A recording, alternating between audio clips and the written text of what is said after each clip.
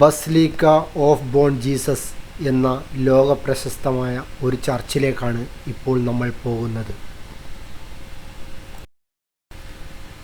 ചരിത്രം കാത്തുസൂക്ഷിക്കുന്ന ഈ ഭൂമി ഉള്ളത് ഗോവയുടെ പഴയ നഗരമായ വേദ ഗോവ എന്നറിയപ്പെടുന്ന സ്ഥലത്താണ്.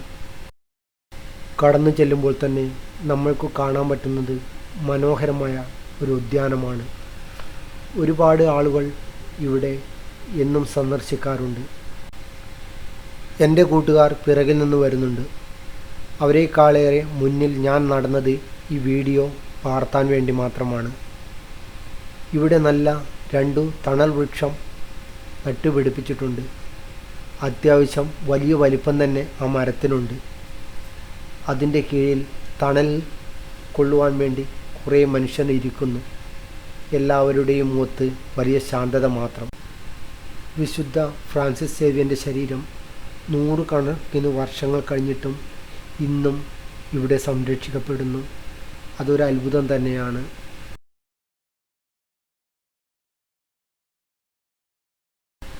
വിശുദ്ധ ഫ്രാൻസിസ് സേവ്യൻ്റെ സ്റ്റാച്ചുവിന് മുമ്പിൽ മെഴുകുതിരികൾ ഇങ്ങനെ എരിഞ്ഞെരിഞ്ഞ് കഴിഞ്ഞുകൊണ്ടിരിക്കുകയാണ്. ഒരുപാട് മെഴുകുതിരി പിന്നെയും അവിടെ കത്തിക്കാൻ വേണ്ടി ബാക്കി വെച്ചിട്ടുണ്ട്.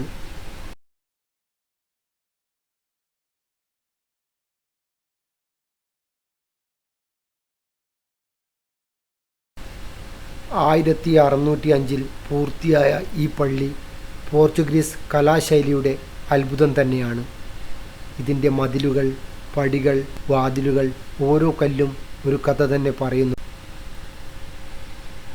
ഇവിടെ 100 ഇഞ്ച് വലുപ്പത്തിൽ ഒരു വലിയ സ്ക്രീനിൽ യേശുക്രിസ്തുവിൻ്റെ ജീവിതം വിവരിക്കുന്ന ഒരു വീഡിയോ പ്ലേ ചെയ്തിട്ട് ഇങ്ങനെ നടന്നുകൊണ്ടിരിക്കുന്നു. കഷ്ടപ്പാടുകളും മറ്റും അതിൽ പറയുന്നുണ്ട്.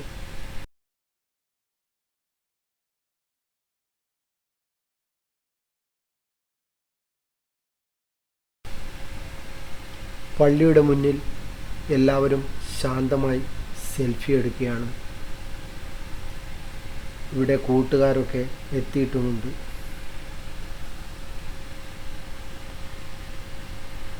അവിടെ എഴുതി വച്ചിട്ടുണ്ട്, പള്ളിയുടെ ഉള്ളിലേക്ക് ക്യാമറയും മൊബൈലും പ്രവേശന അനുമതി ഇല്ല എന്ന്. അതുകൊണ്ട് പള്ളിയുടെ പുറത്തുനിന്ന് ഞാൻ ആവുന്ന വിധം വീഡിയോ എടുക്കാൻ നോക്കി. എങ്കിലും ഉള്ളിലുള്ള മനോഹരമായ ദൃശ്യങ്ങളൊന്നും ഈ ക്യാമറയിൽ പകർത്താൻ എന്നെക്കൊണ്ട് സാധിച്ചിട്ടില്ല. 100 വർഷങ്ങൾക്ക് മുമ്പ് കെട്ടിപ്പടുതുയർത്തിയ ഈ പള്ളി ഇന്നും എത്ര നല്ല തലയുയർത്തോടു കൂടിയാണ് നിൽക്കുന്നത്. ഇതൊരു അത്ഭുതം തന്നെയാണ്. ഇവിടുത്തെ സന്ദർശകരോ എത്രയോ കൂടുതൽ. എന്താണ് ഇവിടുത്തെ രഹസ്യം? അതിവിടുത്തെ ചരിത്രം തന്നെയാണ്. ചരിത്രപരമായ ഒരു പുണ്യഭൂമിയാണിതെന്ന് ജനം വിശ്വസിക്കുന്നത് കൊണ്ടാണ് ഇവിടേക്ക് എന്നും ഇങ്ങനെ ആൾ സഞ്ചാരം കണ്ടുകൊണ്ടിരിക്കുന്നത്. പള്ളിയുടെ മുമ്പിൽ കാണുന്ന പെട്ടെന്ന് ഈ തിരക്ക് വേറൊന്നും കൊണ്ടല്ല. നമിത പ്രമോദും ആക്ടർ ഉപേന്ദ്രനും അവിടെ വന്നിട്ടുണ്ട്. അപ്പോൾ അവരുടെ കൂടെ സെൽഫി എടുക്കാൻ വേണ്ടി കൂട്ടുകാരും എല്ലാവരും അവിടെ നല്ല തിരക്കായി തിക്കിത്തിരങ്ങി നിൽക്കുന്നുണ്ടായിരുന്നു. അപ്പോൾ അവർ പെട്ടെന്ന് അവിടെ നിന്ന് കീഞ്ഞു പോയി. അവരുടെ ദൃശ്യങ്ങൾ എനിക്കെടുക്കാൻ സാധിച്ചിട്ടില്ല. ഞാൻ കുറച്ച് ദൂരത്തായിരുന്നു.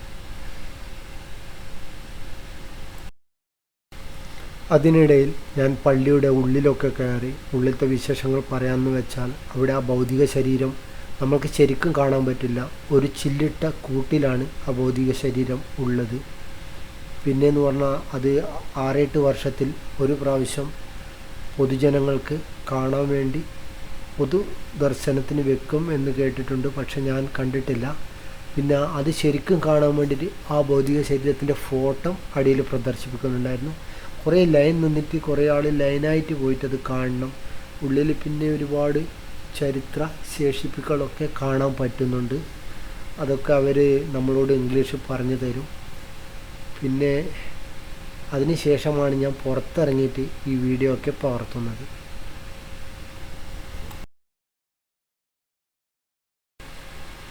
ഈ സ്ഥലം ഒരു മതവിശ്വാസത്തിൻ്റെ മാത്രമല്ല, ആത്മീയതയുടെ ഒരു യാത്രയുടെ സ്മാരകവും കൂടിയാണ്.